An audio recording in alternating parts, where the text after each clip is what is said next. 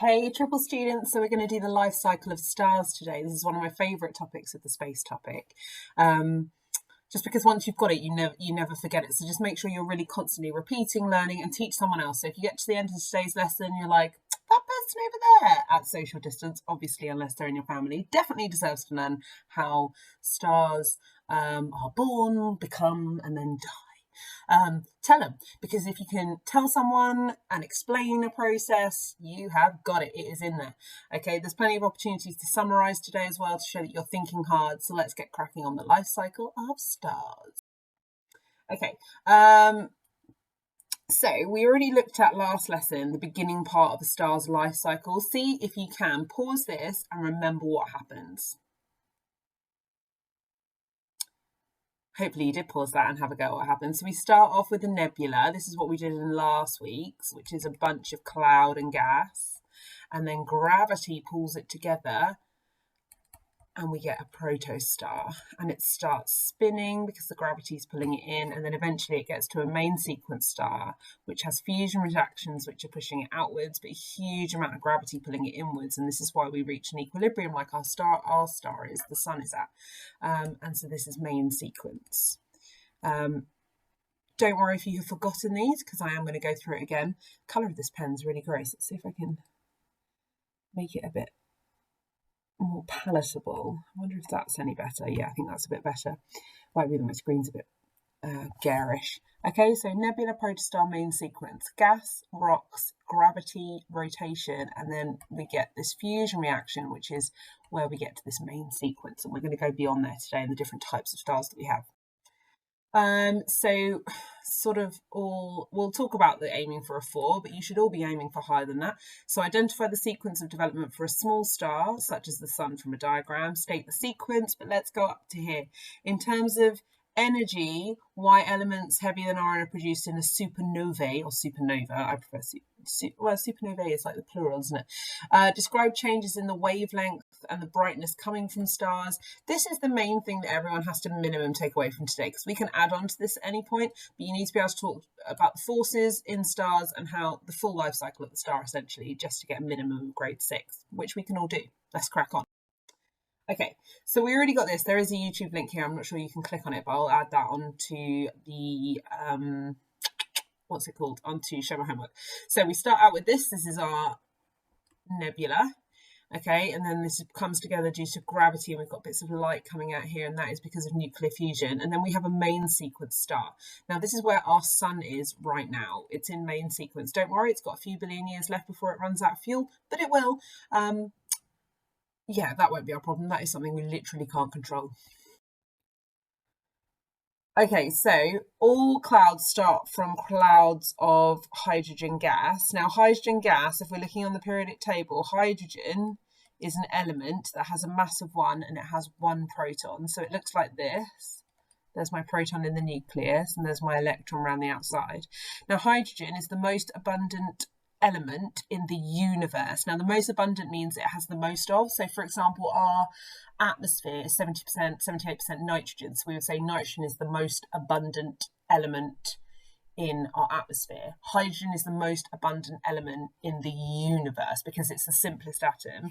Now, on Earth, all of our hydrogen essentially has 1 proton and 1 electron. In space, you get slightly different forms. You get isotopes of hydrogen. So you get ones that look like this. So they've still got 1 proton, but they might have a neutron. So if we were to write it down, it would look like that. Or sometimes that's called deuterium. Sometimes you can have ones with 1 proton and 2 neutrons.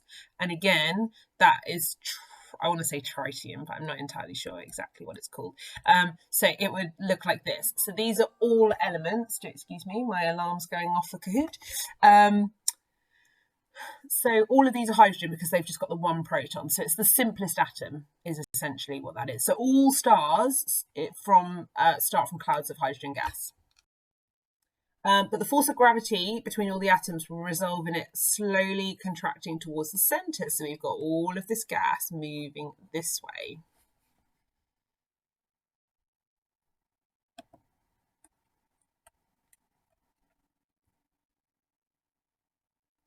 So excuse me, I'm trying to get this to work. There, go. Go on. Okay, so the force of gravity between all the atoms will it result in it contracting towards the centre. Can you see what's emitted there? The result will be a dense ball of hydrogen called a protostar. As it contracts, the gravitational potential energy of the gas is converted into heat, forming the protostar. So it's giving off heat and some light in this case as well. The protostar has enough mass and temperature at the core, it will start nuclear fusion. Now, we haven't covered nuclear fusion yet, but essentially, remember, if you've got like a restaurant that says it's fusion cuisine, it means two types of cuisine coming together. So essentially what this means is that you have hydrogen atoms. So let's say that is one hydrogen atom, and this is just the nucleus. I'm not drawing the electrons. So that is your proton. So that's tritium and deuterium there, coming together and fusing to make this. 2 protons, 2 neutrons, and on the periodic table, that's helium, and it has a mass of 4 and a proton number of 2. Now, the protostar has to have enough mass, so it has to have enough particles to react with each other. So remember, when you do rates of reaction, you've got to have high concentration with enough mass and temperature and density at the core for fusion to begin. Now, to get 2 positive and positive nuclei to react together, we know that like charges tend to repel like sides of a magnet. This just looks like a really angry face now with a moustache.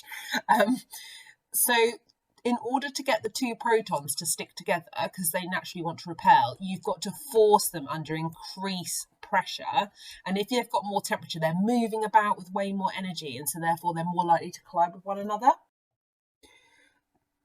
And so when fusion is happening, it generates heat, which therefore generates light, and the layer of hydrogen and warms up the outer layer of hydrogen. So that causes more fusion. And this is where we get to our main sequence. And so this is what it looks like, because we've got all of these reactions. And remember how we said we've got gravity pulling them in, and the nuclear fusion reaction is producing loads of explosive energy outwards. And this is why when we're in main sequence, it stays roughly the same size and shape. But it is constantly making helium and other new elements within there just by sticking those nuclei together. Okay, so the star is stable because, oh, here we go, this is way better than my diagram, because the joining of 2 small nuclei into a large nuclei up to iron releases energy, so it's giving energy out and energy in. So we've got helium, oh, there's tritium there. So we've got helium being formed. If I react helium with another hydrogen and that they do react, I've then got a 3 proton element, which is lithium. So this is how we make all of the elements in the periodic table up to iron. So we've already spoken about the volume remaining constant, because this fusion reaction is constantly pushing out energy, and the gravitational pull, the gravitational field of the star is pulling the star towards the centre. So the pressure outwards from nuclear fusion and the pressure inwards from gravity causes it to remain constant volume.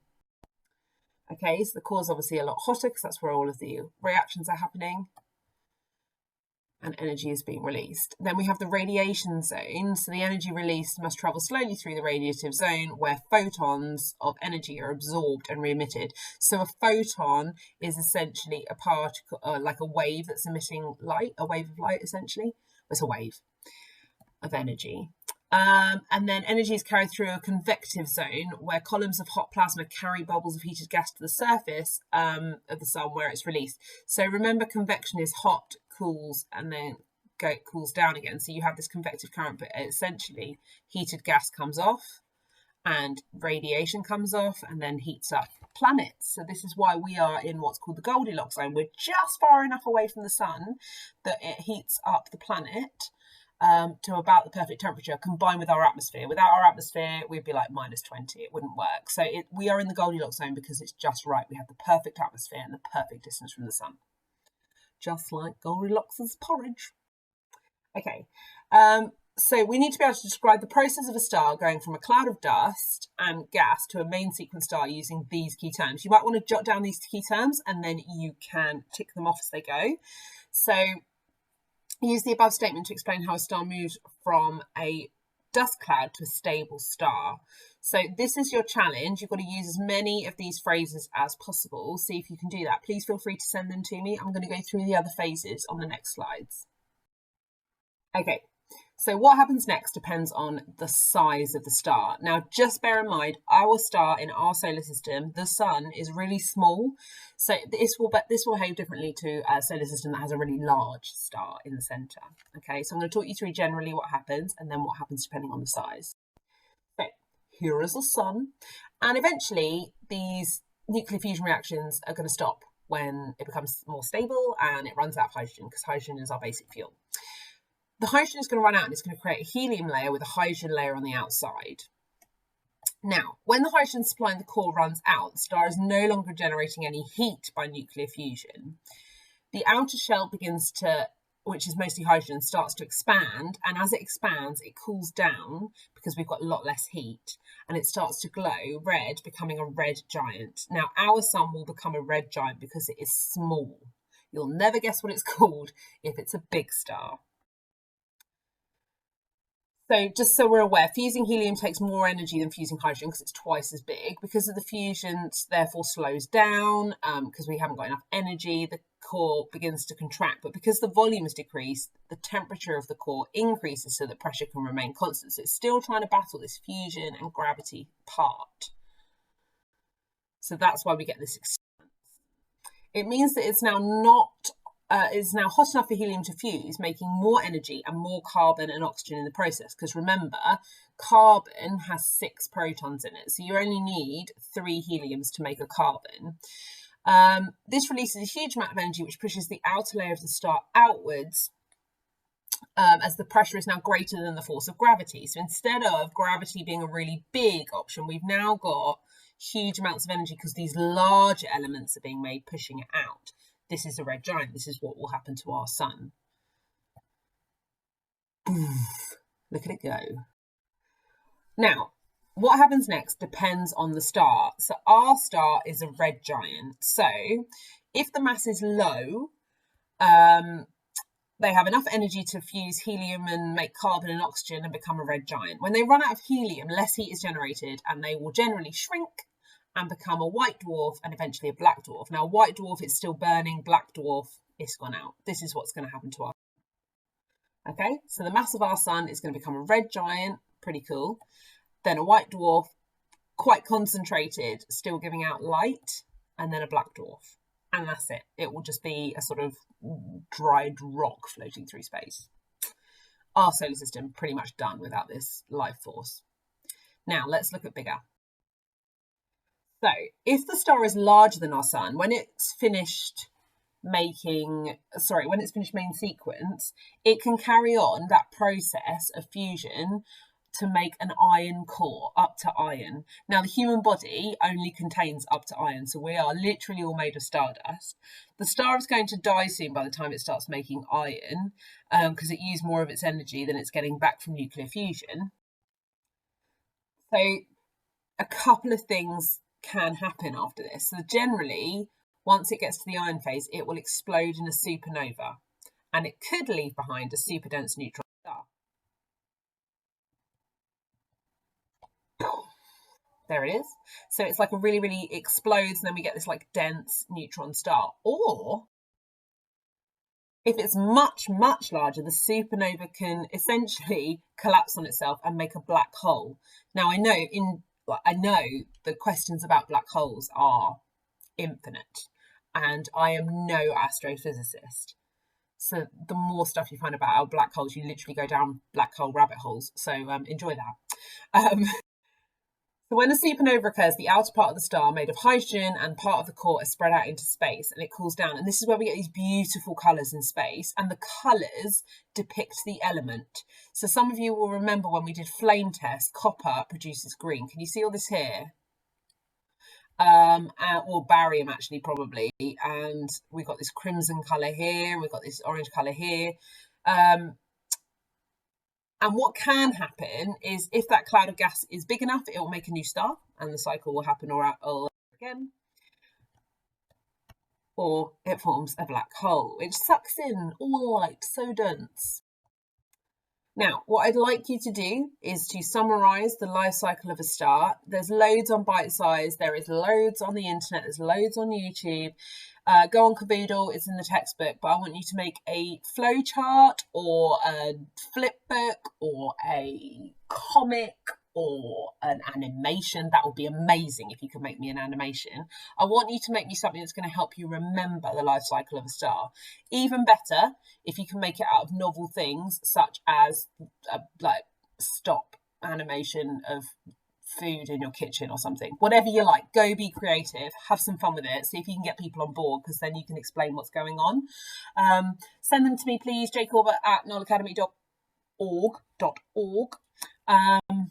Or tag me in it on Instagram. That would be kind of cool too. Cool. I look forward to seeing your life cycle of stars.